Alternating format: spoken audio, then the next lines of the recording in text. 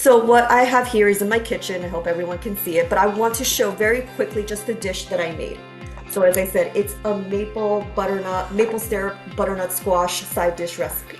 So I have this right here, and you can see the very vibrant colors. So what I used was some olive oil, also some organic maple syrup, just to add a little bit sweetness to this. But I also add some spices like some fresh rosemary, salt and pepper, and a little bit of paprika as well. That's just a preference on my end. But as you can see, it's a very simple dish, very vibrant, very colorful as well. And what I'm going to do is just to add a little bit more flavor and different type of texture, but also, just to spruce up the dish a little bit, I'm just gonna add some chopped walnuts onto there.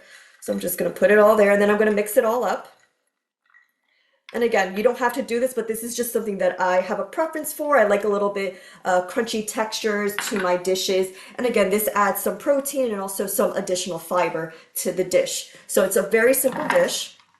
I'm just gonna mix it up very, very, very quickly. And butternut squash is in season, so this is something that you can bring for a nice Thanksgiving dish or any other holiday, event that you may be going into. So this is the final product, right?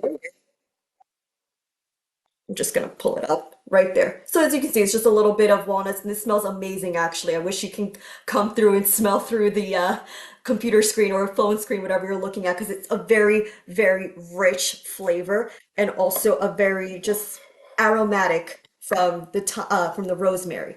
So this is a very simple dish.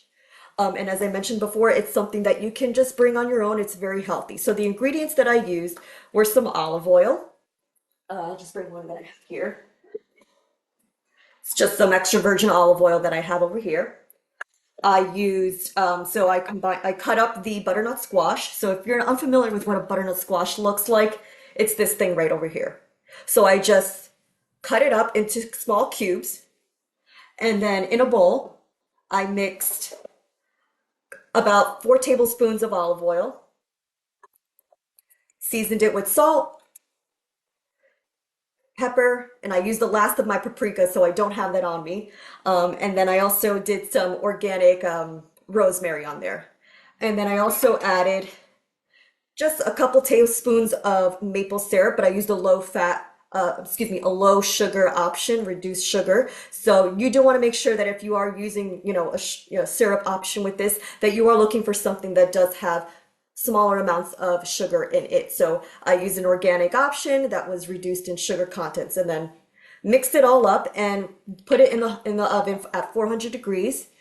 At 20 minutes, I baked it, and then at 15 minutes, with a spatula, I flipped it over, put it back in, and then that's the final product that you see over here. And as I said, the walnuts is just a preference on my end. This is something that I like to add texture-wise, and I'll show it again. Very vibrant, very colorful. But as you can see, if you were to do this with like a roasted potato option, or I know in my family we do a lot of sweet potatoes with marshmallows on it. That's a very vibrant dish that my family likes to eat. But bringing this dish along, which is a healthier option, which is also still as flavorful and adds the sweetness that, as I mentioned before, in my family, we just like the sweet potatoes with the marshmallows on top. Of course, that's tasty, and it's going to be very, very delicious. But this is just an option that I bring that's healthier for those that are looking for something that's lower in fat, lower in calories, lower in sugar, but also adds a little bit more nutrition to the table by bringing in some fiber and a little bit of protein from